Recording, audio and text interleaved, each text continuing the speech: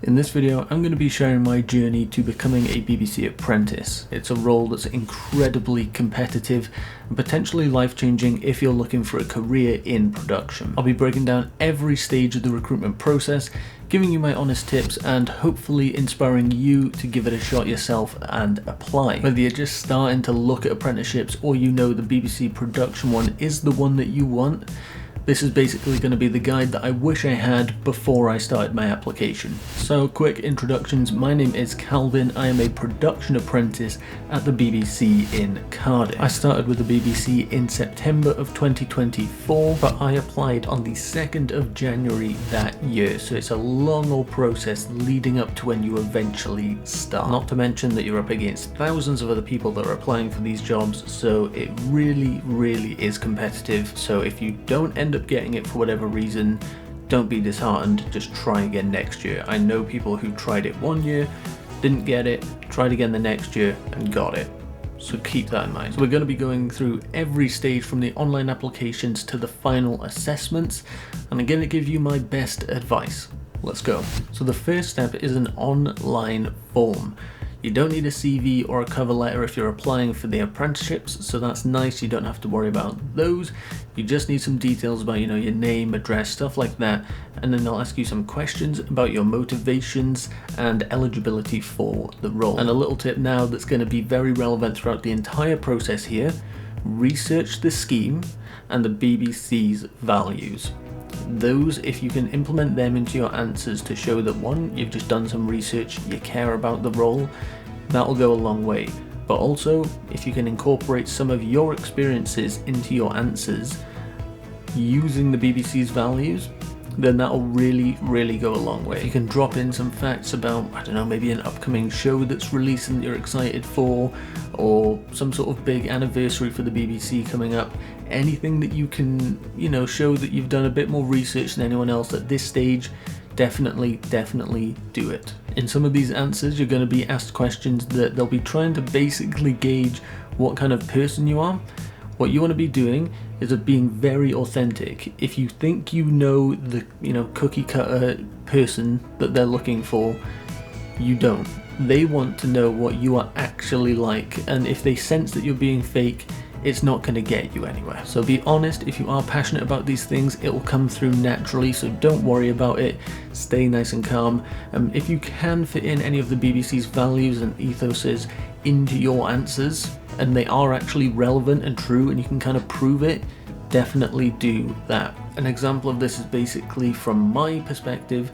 When I was applying, I let them know that I was freelancing in video production before joining the BBC, and during all the application process I was still doing this job, and that let them know, okay, this guy's got a keen interest obviously already, maybe already has some skills, so could be useful in the role that he's going to perform. And I think it's probably had a big part in me actually getting on the apprenticeship scheme. If you're applying and maybe trying to be in the radio department, then show that you've tried to do stuff within radio already, whether it's volunteering for like a weekend slot in your local radio or something like that. If you want to be in the news department, maybe show that you've gone out and interviewed people or something. I don't know, I'm not involved in news, I'm more sort of social media and marketing.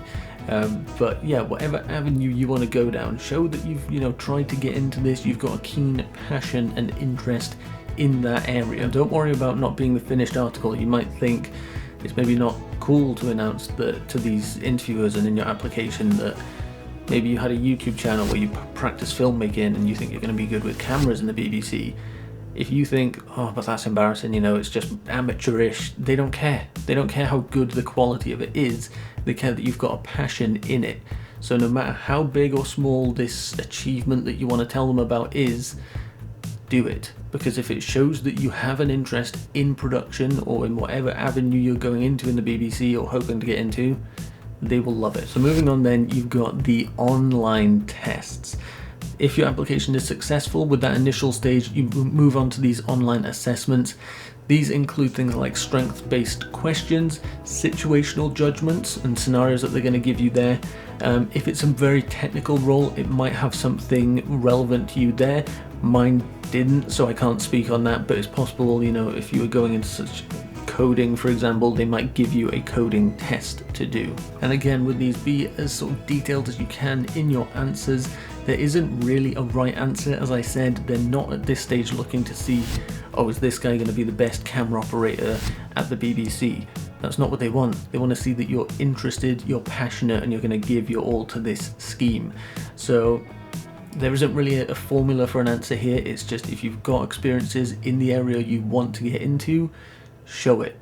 Even if it's amateur level, show it in these answers. Pretty sure at this stage as well, you do get the option to do some practice questions beforehand. Personally, I didn't. I just sort of like to trust my gut a little bit more, so I didn't do it. You're more than welcome to, if it helps you sort of get comfortable and understand what you're going into. But ultimately, just be honest.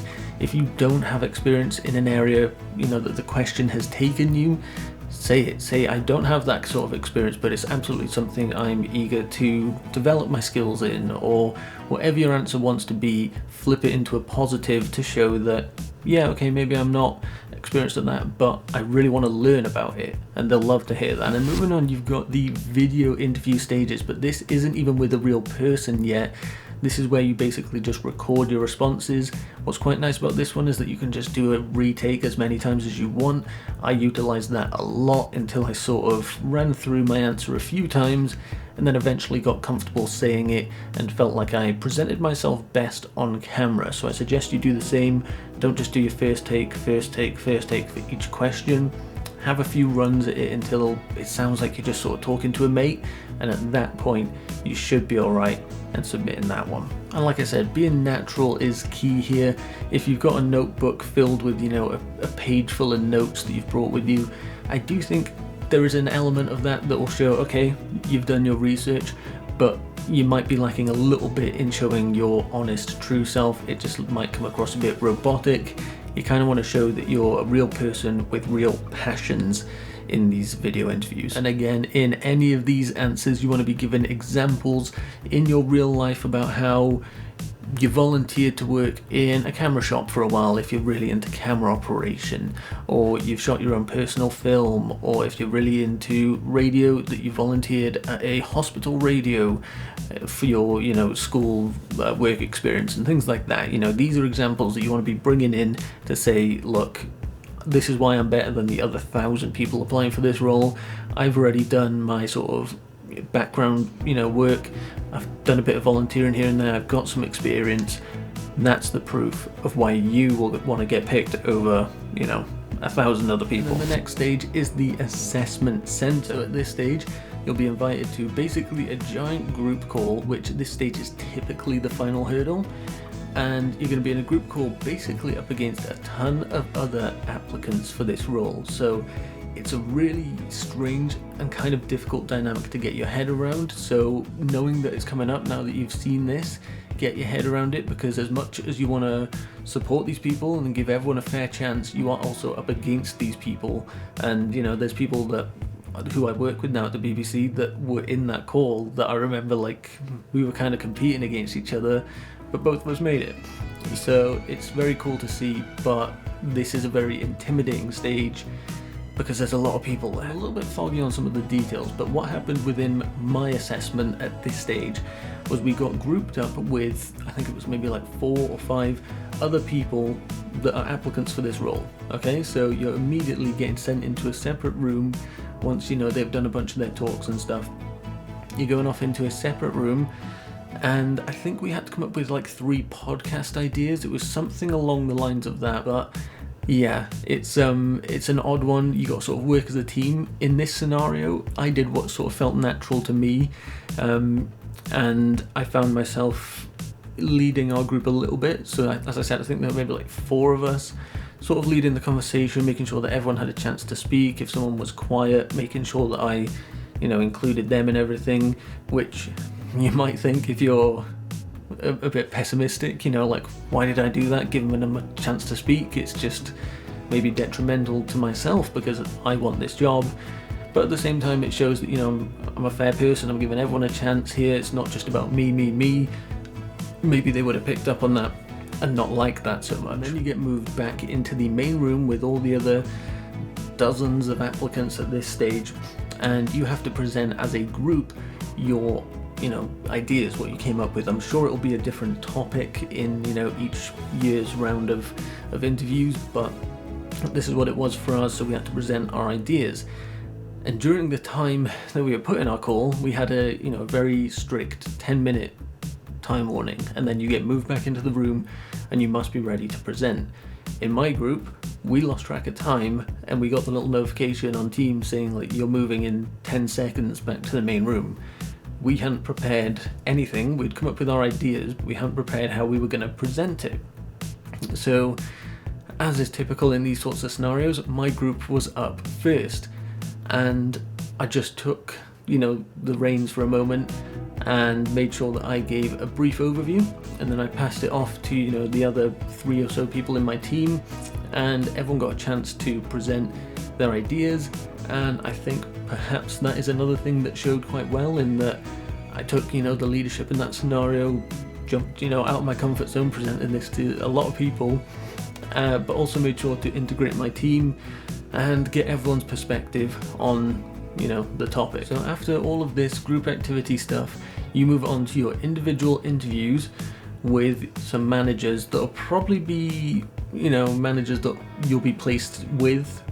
So for me it was people within the marketing team and slightly adjacent teams, so I'm sure that's why you have those people interviewing you. So if you happen to know these people, or you can ask them what department is it you work in, that might be a bit of a hint as to where the BBC is looking to put you, for your placement. But then in this stage, it's up to you. It's, sort of standard interview questions. They were quite friendly in that, obviously the people were friendly, but more so in the questions were very friendly. There wasn't any harsh and, drilling questions. But one of the things I did prepare, and it was sort of presented to you as an optional thing, in that in your individual interview, if you'd like, you can present something basically, and they kept it very vague. And what I ended up putting together was a very brief presentation, like 6 slides, about my idea if I was creating the branding for a BBC radio show. So I was hoping to go into video production, so I'm not entirely sure why I chose to do that, but I just thought it might show off some of my creative side. And I basically put together a PowerPoint with where I'd want to distribute the advertisements. I made up some mock designs, things like that. And I think it didn't matter how great it looked or how really bad it looked. The point was that I cared enough beforehand to go ahead and make this little presentation and these design assets and stuff like that. So I think it basically just showed how eager I was to get the job, and I think that's a really, really good thing to do at this stage. Do your research. I made sure that I had BBC's values incorporated into all of these things that I was doing, and it should set you up quite well. I definitely think showing that you are a well-balanced person is crucial in this group assessment centre stuff. Showing that you're not just going to take the limelight and talk. There's people that did that in my assessment that I haven't seen, so I assume didn't make it to become a BBC apprentice, and there's people that were a bit quieter, but I brought them into conversations a bit more, that have made it. So really showing that you're capable of being a team player, good communication skills, leadership is some of the things I think I showed in my brief assessment. And then the next stage is getting your official offer. So if you've managed to get that far, congratulations, but if you're just starting on this journey and you wanted to know how it all goes, there you go. Hopefully that's helpful. When you get your offer, I just got a phone call from one of the people that I now work with at the BBC, and they were telling me that I got it and I got into the department that was my first choice. So I was super chuffed with that.